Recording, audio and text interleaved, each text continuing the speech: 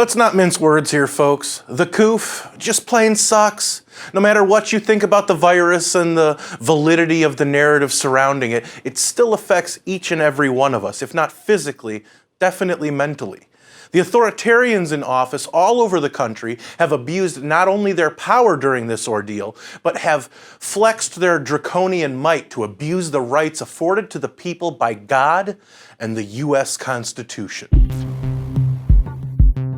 Hey everybody, thanks for joining me once again for the first edition of Things That Need to Be Said in 2021. For MRCTV, I'm Nick Kangadis.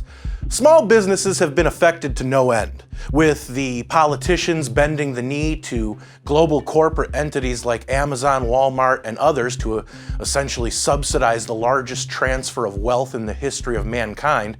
And whether you like it or not, the coof has absolutely been used for that purpose. While the average Joe has taken a hit financially, the coof has been absolutely used for political purposes. Like I just said, large companies like the ones I mentioned just a minute ago have seen a financial windfall because the powers that be don't want you to leave your homes. Unless it's to the pre-designated places that ironically have seen the aforementioned financial boom. On a quick side note, and in a sick twist, and we've known this for months, vitamin D, which is essentially and finally being studied as a way to combat the coof. Doctors at Brigham and Women's Hospital are currently enrolling nearly 3,000 people in a study to see whether vitamin D can lessen symptoms and reduce the risk of transmission to other people. Some studies suggest vitamin D, sometimes called the sunshine vitamin, can be instrumental in fighting COVID. Can be easily accessed by doing what? Going outside!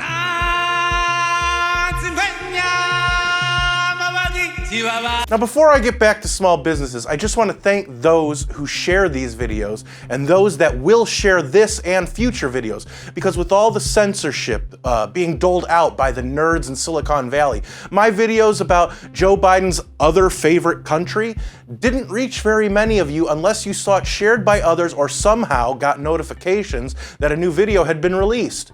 So I can't emphasize enough to please share these videos, because that's the only way some people will ever know they exist. And if you still don't see our content, well, we're also on Rumble now, so check us out there. Anyway, back to small business. Since our politicians have sold us and the country down the Yangtze River, real Americans have taken it upon themselves to help these struggling businesses. I mean, why would you support anything other than an American small business if you're American? Especially right now. Of course, certain things you have to go to places like Target or Amazon for, but look at the growth of Amazon and Wal-Mart during the pandemic. And this is according to the Metropolitan Policy Program at the Brookings Institute. Quote, "Since March, the fortune of Amazon founder Jeff Bezos, the richest person on the planet, has increased by $75.6 billion, 42 times the cost of all pandemic hazard pay that Amazon will have given its roughly 1 million workers through the end of 2020.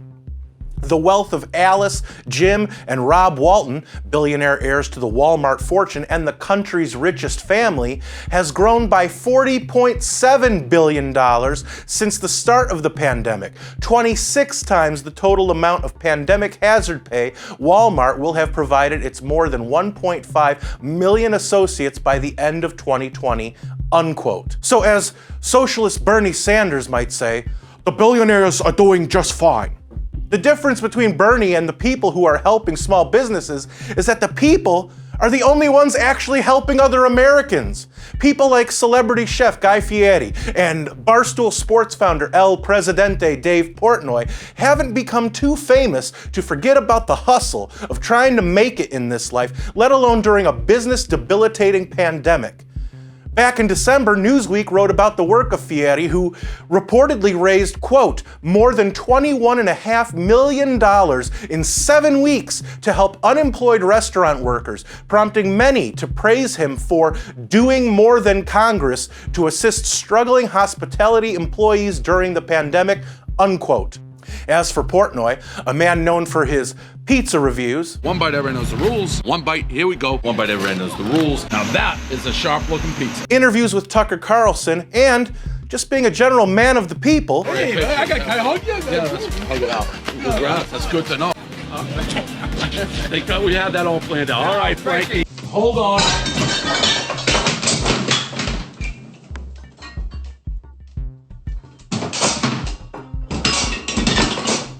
He started the Barstool Fund, which collects donations in order to help small businesses, and 100% of the net proceeds go to supporting small businesses. We give it back to you, the people. As of right now, the fund has raised almost $19 million and has seen almost 150,000 people donate, contributing to the support of 80 businesses around the country. Oh, and Portnoy doesn't just talk about it, he is literally a man of the people with a donation of $500,000 of his own money. Okay, I've been ranting and raving lately about the plight of small business in the United States. New York City just shut down indoor dining. It's like, how do you expect these people to survive? How are restaurants going to survive? They're already on their last legs and you're pulling the plug on them. And nobody seems to care in the government. Or at least they're not doing anything acting like they care. So I was ranting and raving about it. Marcus Lemonis challenged me. He's like, why don't you put your money where your mouth is? Well, I've spent the last couple days doing exactly that. So we're going to donate $500,000 and we've come up with a plan. Is it the best plan? No. The best plan is the government getting off their ass and issuing relief, billions of dollars, to these small business owners who are losing their livelihoods and have no recourse and no way to save it through no fault of their own. Singer Kid Rock just pledged $100,000 the other day himself. Penn National Gaming donated $1 million.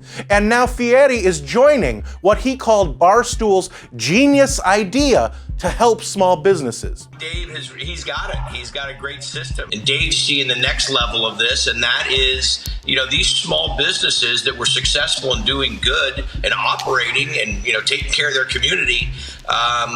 When this has hit the second, third round of COVID, they need some support. And so this is not just a one-time pay. This is a program where once the Barstool Fund gets involved, they continue to support this business and help them get back on their feet. It's really a genius idea, and I'm telling you, the response is amazing. Now here's the thing, folks. I understand that shopping on Amazon and places like Target and Walmart are sometimes unavoidable, but look at where the majority of Walmart's products are manufactured. Where are they manufactured in? That's right, Winnie the Pooh land. Oh, bother. According to the Economic Policy Institute in 2015, who called their numbers a conservative estimate, quote, Chinese imports entering through Walmart in 2013 likely totaled $49.1 billion, and the combined effect of imports from and exports to China conducted through Walmart likely accounted for 15.3% of the growth of the total U.S. goods trade deficit with China between 2001 and 2013. The Walmart-based trade deficit with China alone eliminated or displaced over 400,000 U.S. jobs between 2001 and 2013, unquote. Now, Walmart has created an initiative to help create American jobs, but, quote, to date, very few actual U.S. jobs have been created by this program. And since 2001, the growing Walmart trade deficit with China has displaced more than 100 U.S. jobs for every actual or promised job created through this program, unquote. Now here's a tip. If you're going to shop on Amazon, look at the third-party sellers and see whether it's an American small business or not. Sure, you might have to pay a few bucks for shipping, but the prices are often lower than Amazon, so the savings you get in price can go towards the shipping. You won't be paying much more, if anything more. It also might take a few extra days, but at least you'll be sure to keep American money in the US. It's important, more than ever, for Americans to unite. No, you don't have to form a communist collective, but it's important for us to at least come together in spirit and actually follow through with a saying that I've heard since I was a little boy. Buy American. What's your take? Were these things that needed to be said? Let me know in the comments where I do read most and respond to some. And remember to dump Twitter. Join me on Parler. If you like this video, don't forget to share it and give it a thumbs up. Those are the two best ways to let us know you want us to keep these videos coming. Subscribe to our channel and hit that notification bell so that YouTube might actually let you know when MRCTV comes out with a new video if they haven't taken it down yet. Like us on Facebook and check out the latest news on MRCTV.org. For MRCTV, I'm Nick Kangadis.